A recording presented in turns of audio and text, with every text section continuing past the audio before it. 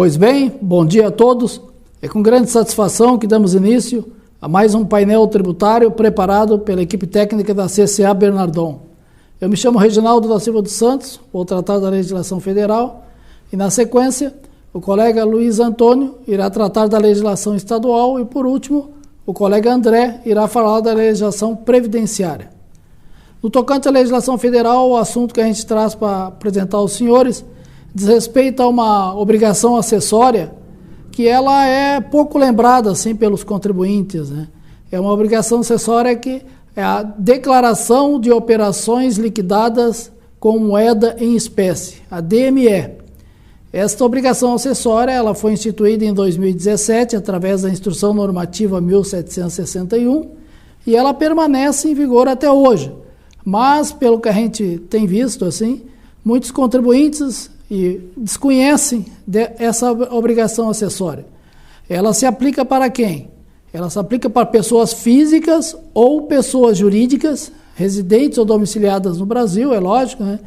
Que no mês de referência tenham recebido valores em espécie cuja soma ultrapasse a R$30 mil, ou equivalente se for em outra moeda. Valores esses recebidos a título operações onerosas, venda de bens, prestação de serviço, aluguel. Então, todas essas transações onerosas, elas ultrapassando a R$30 mil, for igual ou superior a R$30 mil no mês, o contribuinte tem que informar para a Receita Federal que recebeu de uma mesma pessoa física ou jurídica no mês valores em quantia superior a igual ou superior a R$30 mil em espécie. E vejam bem que esta obrigação, ela se aplica tanto para pessoas física quanto jurídica. Então, aquela pessoa física que recebe aluguéis, vamos supor, de aluguéis de imóveis, e o seu locatário lhe pagou no mês, vamos supor, valor igual ou superior a R$30 mil em espécie, esta pessoa física, ela está obrigada a entregar essa declaração para a Receita Federal. E, se for pessoa jurídica, da mesma forma. Então, esse limite de R$30 mil, ele pode também, ele se aplica por operação, que significa, se uma pessoa física, uma pessoa jurídica, alienou um bem ou recebeu aluguel no mês de R$30 mil, igual ou superior a R$30 mil de diversas pessoas que estavam em conjunto fazendo aquela operação, essa operação ela vai ter que ser informada para a Receita, mesmo que o valor recebido individual daquelas pessoas seja inferior. Então ela se aplica por operação. E de que forma é feita essa entrega dessa declaração? Essa declaração ela deve ser enviada até o último dia útil do mês seguinte ao do recebimento dos valores em espécie. Então, o contribuinte ele tem que acessar o ECAC, lá no site da Receita, no ECAC, e fazer o preenchimento dessa declaração, onde ele vai identificar a pessoa jurídica ou pessoa física que efetuou o pagamento em espécie, botar o CPF, CNPJ, ele vai informar o código dos bens, qual é os bens, vai descrever que bem foi ou que serviço foi, descrição do bem, código, descrição dos serviços, o valor da alienação ou cessão que gerou esse recebimento, o valor liquidado em reais, a moeda utilizada, se foi real ou pode ter sido em dólar, e a data da operação. Então, feitas essas informações, elas são de cunho obrigatório. Vejam bem que essa declaração ela não tem por finalidade, não é só quando o contribuinte tem a impressão de que o dinheiro não tem origem lícita. Essa declaração ela é de cunho obrigatório. Recebeu no mês de uma mesma pessoa física ou jurídica valores em espécie igual ou superior a R$30 mil, é obrigado a entregar a declaração. E quem não entrega a declaração, quais são as penalidades? Bom, as penalidades é R$500 por mês ou fração, se for uma pessoa jurídica do Simples Nacional, né, ou isenta ou imune.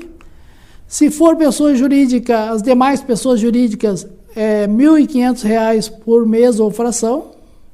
E no caso de pessoa física, é R$ 100 por mês ou fração. Então, as pessoas, pela não apresentação ou apresentação de forma incorreta, no caso, tem 3% do valor da operação informada de forma incorreta, não inferior a R$ 100. E, no caso, 1,5% do valor da operação, no caso, da operação omitida.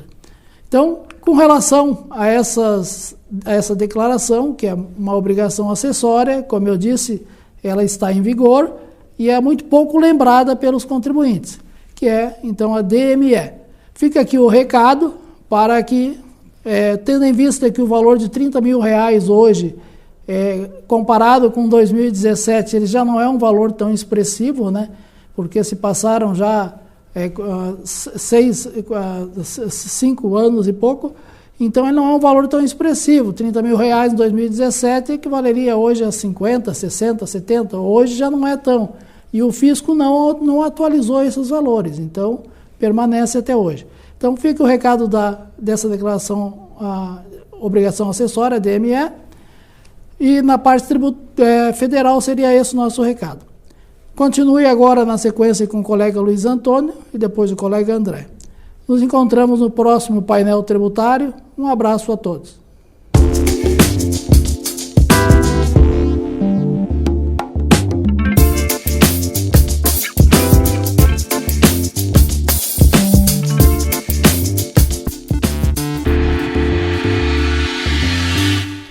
Bom dia a todos.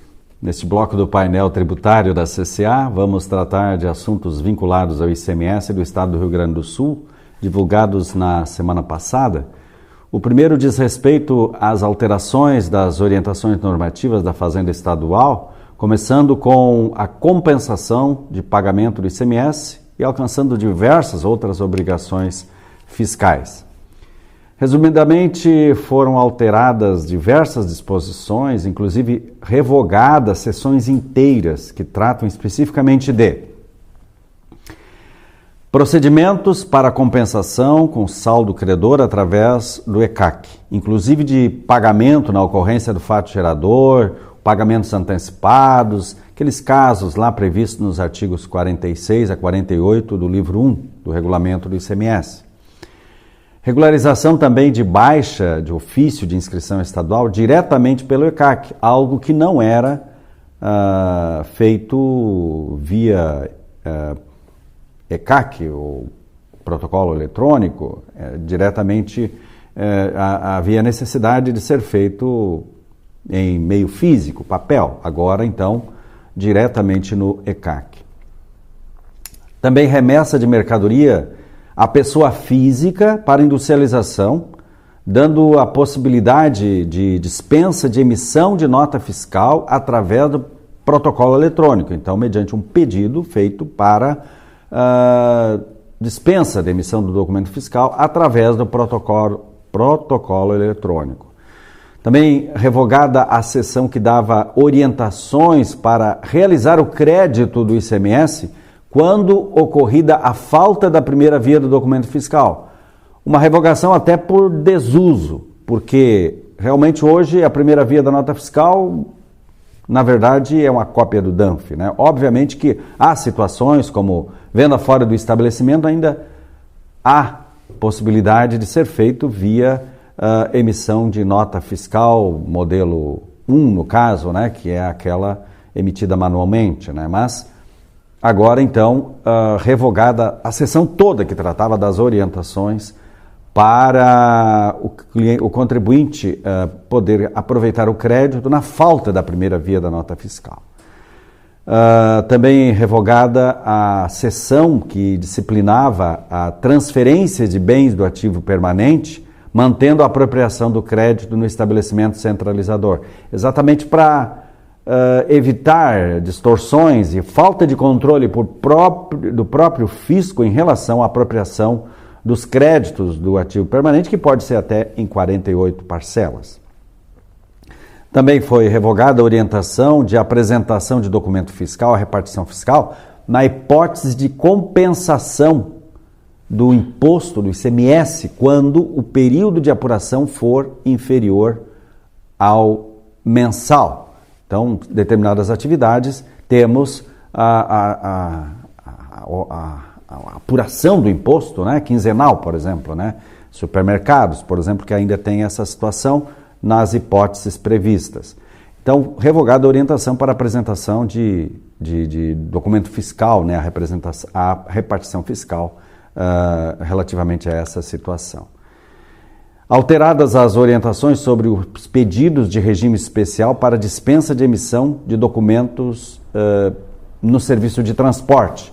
Então, as situações lá do artigo 134 do livro 1 do regulamento, em que dispensa, né, emissão de documento fiscal. Então, as orientações para a obtenção dessa dispensa foram alteradas. Então, observe, se você tem o pedido a fazer, as alterações que ocorreram na semana passada. Possibilidade de carregamento suplementar de mercadorias, também mediante solicitação pelo protocolo eletrônico, no caso de vendas ambulantes.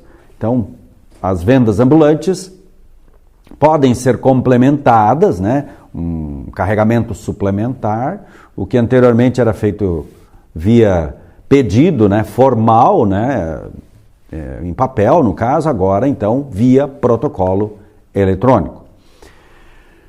Nas operações com gado, carnes e subprodutos comestíveis de animais vacunos, ovinos, bufalinos, para compensação do pagamento do ICMS antecipado, o contribuinte deverá, antes da saída da mercadoria, apresentar requerimento através do portal ECAC, da Secretaria da Fazenda do Estado do Rio Grande do Sul. Alteradas também as orientações para as vendas de produtos agropecuários efetuados pelo Banco do Brasil e em bolsas de mercadoria ou de cereais.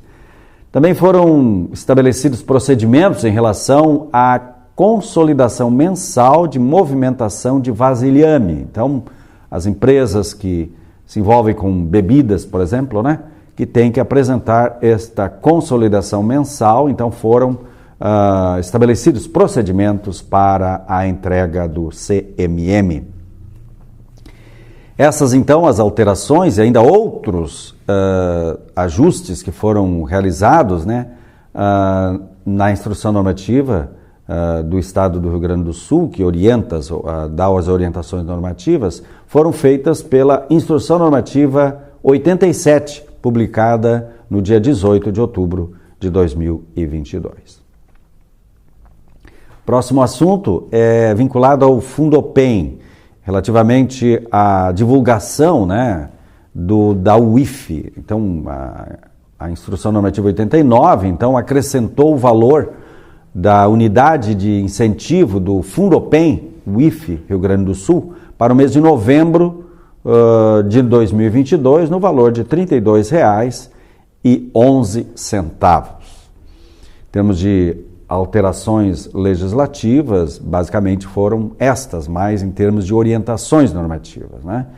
Na semana passada tivemos uma consulta importante que nós gostaríamos de destacar na nossa consultoria tributária, dentre muitas outras, né? Foi realizada uma consulta sobre a base de cálculo do ICMS em situações, por exemplo, em que o IPI integra a base de cálculo do ICMS.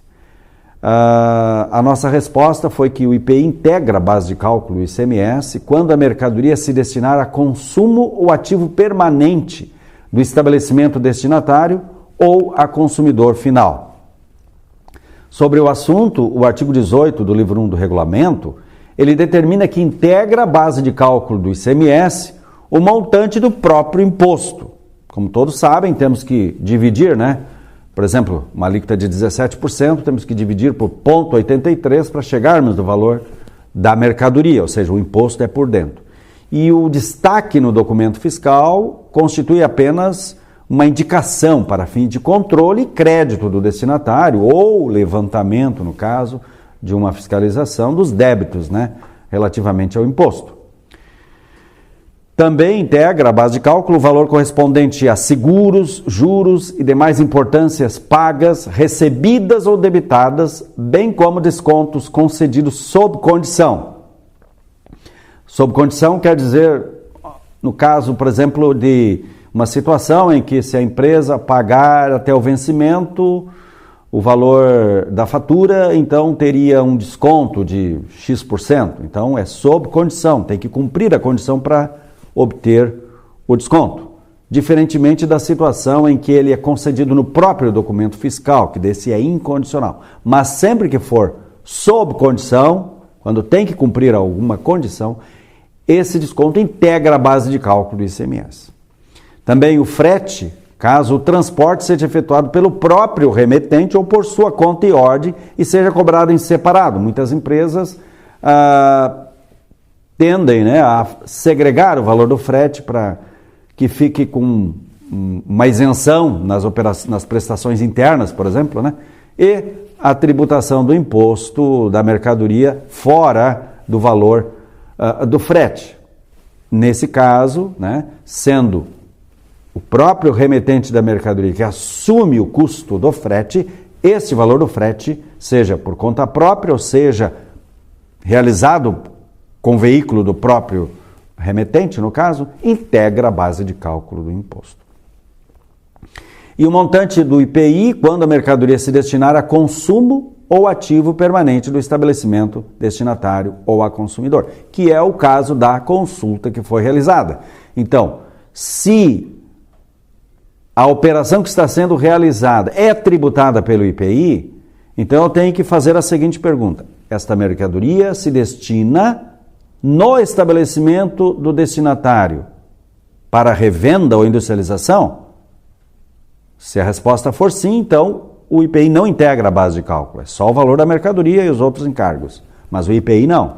Agora, se a mercadoria se destina a posterior consumo ou ativo permanente do destinatário, então o IPI, na saída do meu estabelecimento, ainda que eu faça uma revenda, né, será então tributado o valor do IPI junto com o valor da mercadoria. Então, eu sempre tenho que fazer a pergunta, lá no estabelecimento do meu cliente, do destinatário, qual a destinação dessa mercadoria? Ela é para ativo permanente ou para consumo do meu cliente? Então, nesse caso, tem que embutir o valor do IPI na base de cálculo do imposto. Ok? Então, somente para esclarecimento e ampliação desse assunto, não integra a base de cálculo, né, como já mencionado, o montante do IPI quando a mercadoria, no caso, né, a operação realizada, né, for entre contribuinte e relativa a produto destinado à industrialização ou comercialização em que configure fato gerador de ambos os impostos, que é o inverso da situação em que foi nos apresentado na consulta. Também não integra o valor dos descontos concedidos no ato da emissão do documento, desde que conste deste. Então, aquela situação de desconto incondicional, ou seja, já no próprio documento fiscal está determinado ou especificado o desconto na operação. Então, se eu tenho uma operação que o valor total é 100, desconto de 10%, então o líquido da nota vai ser 90. Então, neste caso, não há incidência sobre o desconto. Vai ser a incidência sobre a base daquilo que efetivamente foi pago, os 90. E por último agora, pelo menos em 20 de maio do ano passado, né, foi inserido no regulamento também que o valor da demanda de potência não utilizada pelo consumidor, né, na hipótese de fornecimento de energia elétrica, né, por demanda contratada, também não integra a base de cálculo do imposto. E considera-se demanda de potência não utilizada a diferença positiva entre a demanda contratada e a demanda medida, o que foi medido pela companhia de energia elétrica. Então, eram estas as informações da área fiscal, especificamente em relação ao ICMS do Estado do Rio Grande do Sul, que gostaríamos de transmitir aos senhores. A seguir, o colega André vai comentar as alterações da legislação previdenciária. Um bom dia, uma ótima semana a todos e até o próximo painel tributário da CCA.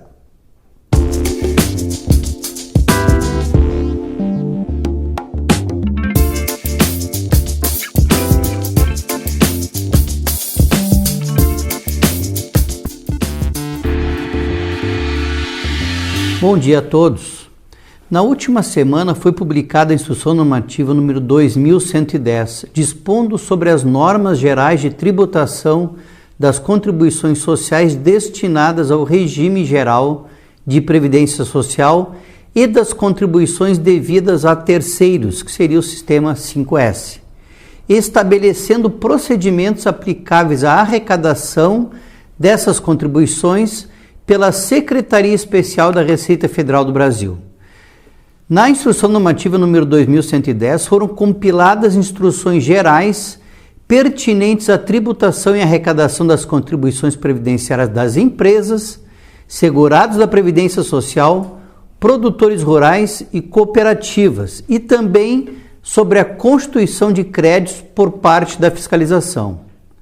Ao compilar as instruções de tributação e arrecadação previdenciária, a referida instrução revogou diversas outras instruções normativas da Receita Federal, com destaque para a Instrução Normativa número 971, que desde o ano de 2009 regulava as normas gerais de tributação previdenciária e de arrecadação das contribuições sociais destinadas à Previdência Social. Destacamos que a IN número 2110 entrará em vigor a partir de 1º de novembro de 2022, inclusive em relação aos seus anexos. Há 2 semanas atrás, comentamos aqui no painel tributário da CCA o fato do STF ter decidido em uma ação direta de inconstitucionalidade que o valor da pensão alimentícia não deve mais ser tributado pelo imposto de renda. Informamos que, para prestar mais esclarecimentos sobre as alterações na tributação do imposto de renda sobre a pensão alimentícia, a Receita Federal atualizou sua página na internet, que trata das perguntas e respostas sobre esse tema. Os interessados já podem acessar esse perguntas e respostas sobre imposto de renda na fonte da pensão alimentícia no portal da Receita Federal. Com essa notícia, concluímos o painel tributário da CCA Bernardon dessa semana. Desejo a todos uma ótima semana e um bom domingo de votação.